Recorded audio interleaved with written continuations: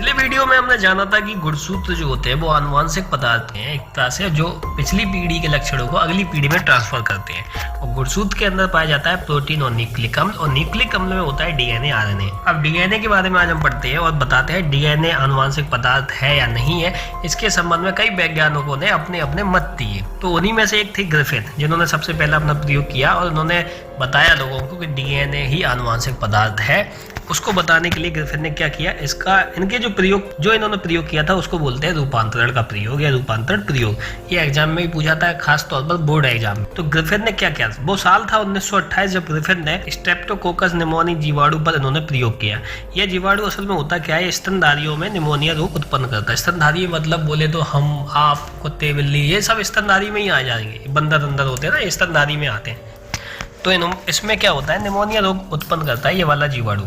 अब इसमें उन्होंने क्या किया, दो तरह के लिए, एक एस स्ट्रेन और एक आर स्ट्रेन, यानी उग्र विभेद और अनुग्र विभेद। जो एस स्ट्रेन वाला जीवाणु होता है वो क्या होता है, चिकनी भित्ति का होता है और इसका बाहरी आवरण जो होता है वो पॉलीसेकेराइड का बना हुआ, और यह निमोनिया रोग उत्पन्न करने के लिए सक्षम है। यानी कि ये जो एस स्ट्रेन वाला जीवाणु है यही है जो निमोनिया रोग उत्पन्न करता है। जबकि अनुग्र विभेद जो है आर स्ट्रेन वाला वो जो होता है, इसमें क्या होता है, खुरदरी भित्ति होती है इनकी, यानी इसको बोलते हैं रफ भी बोल सकते हैं आर से। और इनका जो बाहरी आवरण होता है इसमें पॉलीसेकेराइड का नहीं होता है। और ये जो निमोनिया रोग उत्पन्न करने में इनकी क्षमता बिल्कुल भी नहीं होती है, निमोनिया रोग नहीं कर सकते। ग्रिफिथ ने एस स्ट्रेन का जीवाणु लिया और चूहे के अंदर उस एस स्ट्रेन वाले जीवाणु को डाल दिया, तो देखा कि चूहा मर गया था। जबकि आर स्ट्रेन वाला जो जीवाणु था उसको चूहे के अंदर डाला, फिर देखा चूहा नहीं मरा, चूहा जिंदा था। उसके बाद फिर क्या किया, ग्रिफिथ ने एस स्ट्रेन यानी कि उग्र विभेद वाला बैक्टीरिया लिया और उसको 60 डिग्री ताप पर गर्म किया।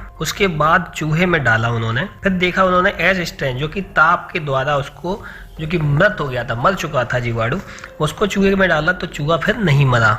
उसके बाद फिर ताप द्वारा मृत एच स्ट्रेन को लिया और फिर आर स्ट्रेन वाले जीवाणु को लिया और फिर इन दोनों को मिला के चूहे के अंदर प्रवेश कराया, तो देखा चूहा मर गया। अब इस प्रयोग से निष्कर्ष ये निकलता है, रिजल्ट ये आता है कि आर स्ट्रेन वाला जीवाणु ताप द्वारा मृत एस जीवाणु के द्वारा स्थानांतरित हो गया। ग्रिफिथ ये नहीं जानता था कि ऐसा कौन सा कारक है जो आर जीवाणु को उग्र विभेद में परिवर्तित कर देता है। उग्र विभेद जो कि चूहा मारता है उसमें। ठीक है, अगला देखते हैं क्या होता है। उसके बाद क्या हुआ, यानी कि ग्रिफिथ ये साबित नहीं कर पाए कि आनुवंशिक पदार्थ डीएनए ही होता है और वो कंफ्यूज थे। उसके बाद आई सन 1933 और 1944, जहाँ पर एवरिक, मैकलॉयड और मैकर्टी नाम के 3 वैज्ञानिक आए। इन्होंने क्या किया, जो ग्रिफिथ ने प्रयोग किए थे उसी प्रयोग को लिया इन तीनों वैज्ञानिकों ने, और इन्होंने क्या किया, ताप द्वारा जो मृत जीवाणु था उसमें से आरएनए, डीएनए व प्रोटीन को अलग अलग कर लिया और यह जानने की कोशिश की कि इनमें कौन सा ऐसा पदार्थ था जो रूपांतरण को प्रेरित करता है। उन्होंने क्या किया, सबसे पहले आर विभेद वाले जीवाणुओं में संवर्धन के माध्यम से ग्रो करवाया एवं एक एक करके इन पदार्थों को आर स्ट्रेन पर डाला और देखा कि कौन सा ऐसा पदार्थ है जो रूपांतरण में सहायक है।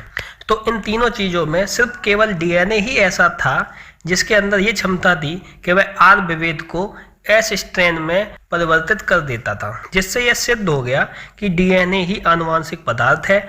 और इन्होंने प्रयोग को और बेहतर तरीके से समझाने के लिए सबसे पहले आरएनए को पचाने वाले एंजाइम लिए, जिसको राइबोन्यूक्लियेज कहते हैं। उस एंजाइम की मदद से इन्होंने आरएनए को हटा दिया या पचा दिया। फिर इन्होंने प्रोटीन को प्रोटेज से पचा दिया। अब इन्होंने देखा कि आरएनए और प्रोटीन के पचने से भी रूपांतरण पर कोई फर्क नहीं पड़ा, जबकि डीएनए को एंजाइम की मदद से पचा देने पर रूपांतरण वहीं रुक जाता है। तो इससे सिद्ध हुआ कि डीएनए ही आनुवंशिक पदार्थ। उसके बाद क्या हुआ, उसके बाद आई फिर 1952 में हर्शे एवं चेज का प्रयोग। हर्शे एवं चेज के प्रयोग से 100% सिद्ध हुआ कि डीएनए ही आनुवंशिक पदार्थ है।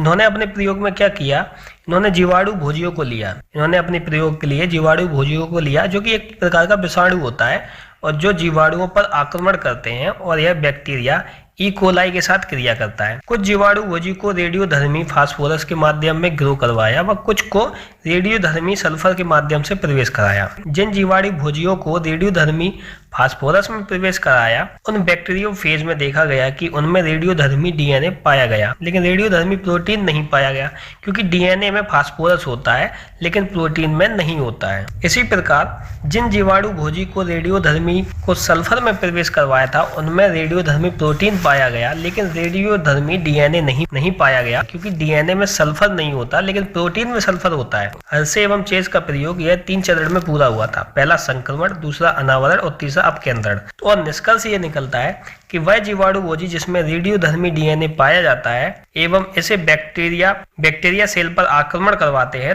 तो वह बैक्टीरिया सेल भी रेडियो एक्टिव हो जाती है। यदि radio active sulphur protein code वाले जीवाणु भोजी से बैक्टीरिया सेल को संक्रमित करवाते हैं तो यह सेल नॉन रेडियो एक्टिव रहती है। तो इस वीडियो में हमने जाना कि डीएनए ही आनुवांशिक पदार्थ होता है। अगले वीडियो में हम वाटसन क्रिक का मॉडल भी पढ़ेंगे जो कि उन्होंने डीएनए पर दिया था।